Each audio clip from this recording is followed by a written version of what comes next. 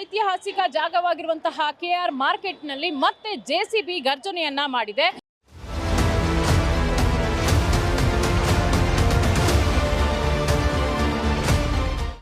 ಜಿಬಿಯ ಅಧಿಕಾರಿಗಳು ಫುಟ್ಪಾತ್ ತೆರವು ಕಾರ್ಯಾಚರಣೆಯನ್ನು ನೆಪವನ್ನ ಒಡ್ಡಿ ಮತ್ತೆ ಬೀದಿ ಬದಿ ವ್ಯಾಪಾರಿಗಳನ್ನ ಮತ್ತೆ ಬೀದಿಗೆ ತಳ್ಳಿದಂತೆ ಮಾಡಿದ್ದಾರೆ.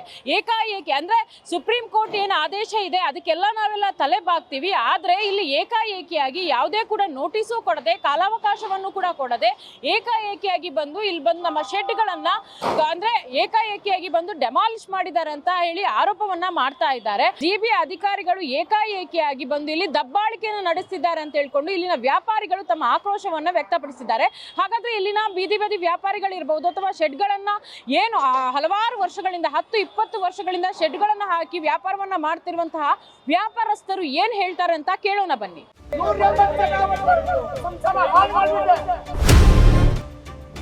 ಬದಲಾವಣೆ ಬೇಕು ಅಂತ ಕಾಂಗ್ರೆಸ್ ವೋಟ್ ಹಾಕಿ ಒಳ್ಳೆ ಬದಲಾವಣೆ ಬಂದೈತೆ ಅಷ್ಟೇ.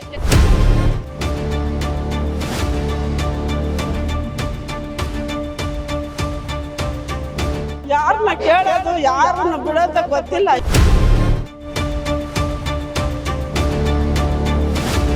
ಏಕಾಏಕಿ ಆಮ್ಲ ಮಾಡ್ತಾ ಇದ್ದಾರೆ ಮೇಡಮ್. ಕಾಂಗ್ರೆಸ್ ಪಾರ್ಟಿಗೆ ಮೋಸ ಮಾಡಿದೆ.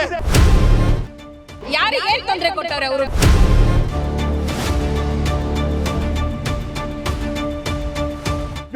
ಎಲ್ಲ ಕಟ್ಟಿದ್ದೀನಿ ಮೇಡಮ್. ಆಗಲೇ ಲೈಸೆನ್ಸ್ ಇದೆ, ಎಲ್ಲ ಇದೆ ಇಲ್ಲ ಮೇಡಮ್.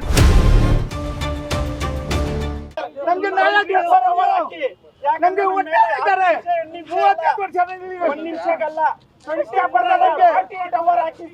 ಇದು ಸರ್ಕಾರ ಲೌಡಿಸಮ್ ನಡೀತಾ ಇದೆ. ಇದು ಯಾವ ನ್ಯಾಯ ಅಲ್ಲ, ಲೌಡಿಸಮ್ ಎಲ್ಲ ಲೌಡಿಸಮ್ ನಡೀತಾ ಇದೆ. 16 ಚಾನೆಲ್ಗಳಿದ್ದೀರಾ, ನಿಮ್ಗೂ ನಿಮ್ಗೆ ತರ ಮಾಡ್ಬಿಡಿ.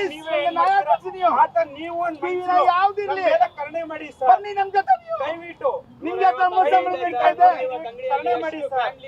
ಬೀದಿಗೆ ಬರ್ತಾ ಇದೆ ಸರ್.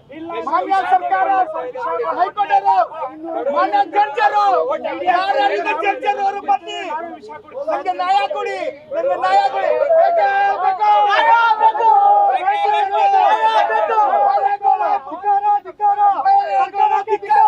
180 ಜನ ಸಂಸಾರ ಹಾಳು ಮಾಡ್ಬಿಟ್ಟೆ. ಓಪನ್ ಮಾಫಿಯಾ ಏನ್ ಸರ್ ಇದು? ಧೋಕಾಬಾಜ್ ಸರ್ಕಾರ. ಹೈಕೋರ್ಟ್ ಧೋಕಾಬಾಜ್ ಮಾಡಿ ನಮ್ಗೆ, ಸುಪ್ರೀಂ ಕೋರ್ಟ್ ಧೋಕಾಬಾಜ್ ಮಾಡಿ ನಮ್ಗೆ. ಎಲ್ಲ ಎಷ್ಟು ಜನ ನಮ್ಗೆ ಮೇಲೆ ಏನ್ ತಗೊಳ್ಬೇಕು ಪ್ರಾಪರ್ಟಿ, ನಮ್ಗೆ ಮೇಲೆ ಏನ್ ನಾವು ರಿಜಿಸ್ಟರ್ ಮಾಡ್ಬೇಕು? ನಮ್ಮ ಮಾನ್ಯ ಏನು ಕೊಟ್ಟಿಲ್ಲ. ನಮ್ದು 56 ನಂಬರ್ ಅಂಗಡಿ ಆಲ್ರೆಡಿ ಹೈಕೋರ್ಟ್ನಲ್ಲಿ ನಮ್ಮದು ಕೇಸ್ ನಡೀತಾ ಇದೆ. 8 ಹಿರಿನ್ ಆಗಿದೆ. ನನ್ನ ಹತ್ರ ಡಾಕ್ಯುಮೆಂಟ್ ಇದೆ, ಒರಿಜಿನಲ್ ಇದೆ, ಇದು ಜೆರಾಕ್ಸು ಇದೆ. 3 ದಿವಸದಿಂದ ತಿರುಗಿ ಕಮಿಷನರ್ಗೆ, ಅಸಿಸ್ಟೆಂಟ್ ಕಮಿಷನರ್ಗೆ, ಇಂಜಿನಿಯರ್ ಡಿಪಾರ್ಟ್ಮೆಂಟ್ಗೆ ಎಲ್ಲರಿಗೆ ಲೆಟ್ರ್ ಕೊಟ್ಟು ಬಂದಿದ್ದೀನಿ. ಅದು ಸೀಲ್ ಹಾಕಿ ಕೊಟ್ಟವ್ರೆ.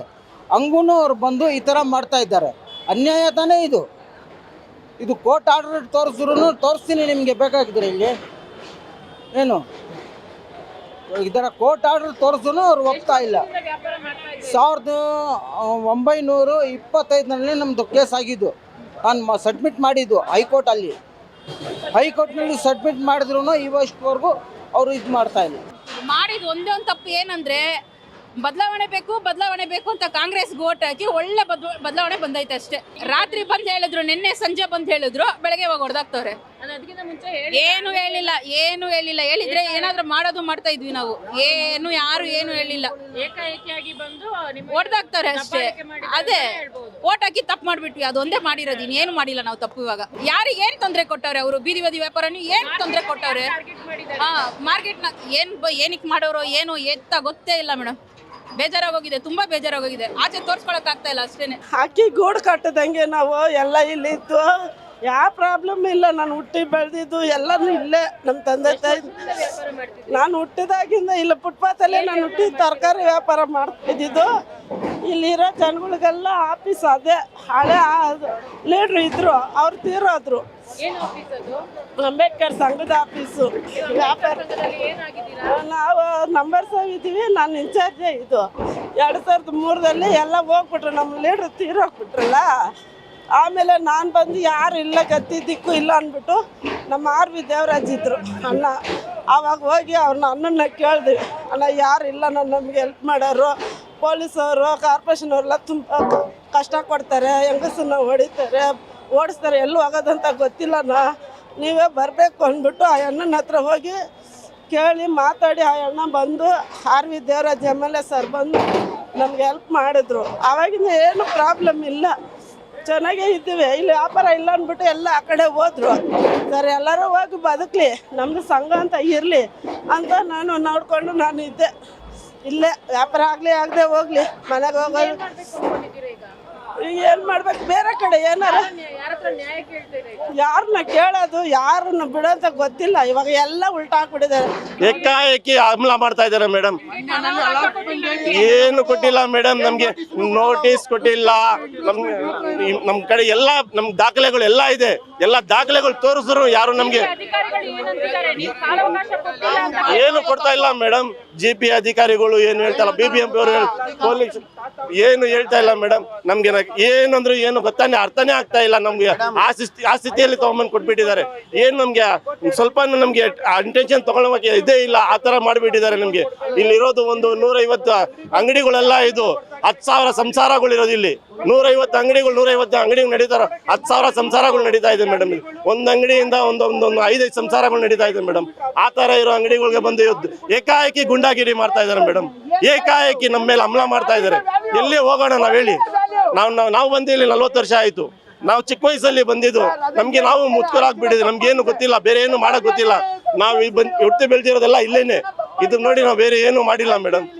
ಏನೋ ಸಹಕಾರ ಮಾಡಿ ನಿಮ್ ಮೀಡಿಯಾ ತರ ನಾವು ಹೇಳ್ಕೊಂತೀವಿ ಮೇಡಮ್. ಬೆಳಿಗ್ಗೆಯಿಂದ ಹೇಳ್ತಾ ಇದೀನಿ ನೋಡಿ, ಎಲ್ಲ ಗುಂಡೆಗಳು 3 ದಿವಸದಿಂದ ಓಡಾಡ್ತಿದ್ದೀವಿ ಮೇಡಮ್. ಏನು ಕೊಟ್ಟಿಲ್ಲ ಮೇಡಮ್. ಇಲ್ಲಿ ಲೀಗಲ್ ಇದೆ, ಇಲ್ಲಿಗಲ್ ಅಲ್ಲಿ ಒಂದು 5-6 ಅಂಗಡಿ ಇದೆ, ಅದು ತೆಗಿಬೇಕಾಗಿತ್ತು. ಇದು ಎಲ್ಲ ಸೇರಿಸಿ ತೆಗಿತಾ ಇದ್ದಾರೆ ಮೇಡಮ್. ಎಲ್ಲ ತೋರಿಸಿದ್ವಿ. ಹೌದು ತುಂಬಾ ಜನ ಎಲ್ಲ ನಮ್ಮ ಅಂಗಡಿ ಇಲ್ಲ ಮೇಡಮ್, ಇದು ನಮ್ಮ ಜೀವ ಮೇಡಮ್. ಇದು ಮೇಡಮ್ ನಾವು 35 ವರ್ಷದ ನಮ್ಮಿದೆ ಮೇಡಮ್. ಏನ್ ಮಾಡ್ಬೇಕು ಹೇಳಿ ಮೇಡಮ್? ಎಷ್ಟು ಜನ ಕಾಲ್ ಮುಗಿದ್ರಿ, ಕೈ ಮುಗಿದ್ರಿ ಹೇಳ್ತದಿಲ್ಲ ಮೇಡಮ್. ಏನ್ ಮಾಡ್ಬೇಕು ಹೇಳಿ ಮೇಡಮ್? ನಮ್ಮ ಪ್ರಾಣ ತೆಗೆದ್ಬಿಡಿ ಮೇಡಮ್, ಸೇರ್ತಿ ಪ್ರಾಣ ತೆಗೆದ್ಬಿಡಿ ಮೇಡಮ್. ಯಾರ ಜೊತೆ ಹೇಳಿ? ನಮ್ಮ ಬಟ್ಟೆಗೆ ಇರೋದಲ್ಲ ಮೇಡಮ್. ಇಷ್ಟೇ ನಮ್ಮದ ಆರ್ಡರ್ ಕಾಪಿ ಇದೆ, ಎಲ್ಲ ಇದೆಲ್ಲ ಮೇಡಮ್. ಎಲ್ಲ ಲೀಗಲ್ ಆಗಿದಿಲ್ಲ ಮೇಡಮ್.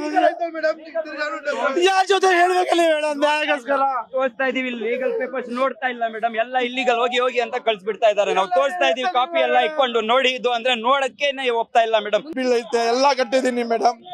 ಏನ್ ಬೇಕೋ ಕೊಡ್ತೀನಿ ಮೇಡಮ್. GST bill ತೋರ್ಸಪ್ಪ. ನ್ಯಾಯ ಇಲ್ಲ ಮೇಡಮ್.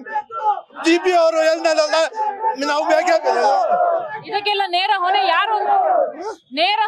ಇದಕ್ಕೆಲ್ಲ ಕಾರಣ ಯಾರು? ಗೊತ್ತಿಲ್ಲ ಮೇಡಮ್. ಅವರೇ ಮೇಡಮ್. ಇಲ್ಲಿ GBA ಕಮಿಷನರ್ ಯಾರಿದ್ದಾರೆ ಅವರೇ ಹೇಳ್ತಾರೆ ಮೇಡಮ್. ಆಗ್ಲೇ ಲೈಸೆನ್ಸ್ ಇದೆ, ಎಲ್ಲ ಇದೆ ಇಲ್ಲ ಮೇಡಮ್. ಇದು ಬಿಟ್ಟು ಎಲ್ಲಿ ಹೋಗ್ಬೇಕು ಹೇಳಿ?